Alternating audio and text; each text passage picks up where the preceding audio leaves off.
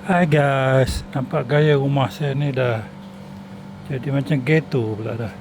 So kita ambil bekas apa ni, laundry detergent, dan kita potong tangkai dia, dan lepas tu kita masuk tanah dalam ni, dan kemudian kita plant lah. So kita juga ada lubang dekat sini, ada lubang tu dia lubang, supaya kalau banyak air dia boleh mengalir. So depan sini ada, tepi sana ada, belakang sana pun ada lubang. So kita tanam ni baby plant, dan atas ni kita letak air. Jadi so dia tidak menitis sebagaimana yang saya jangka.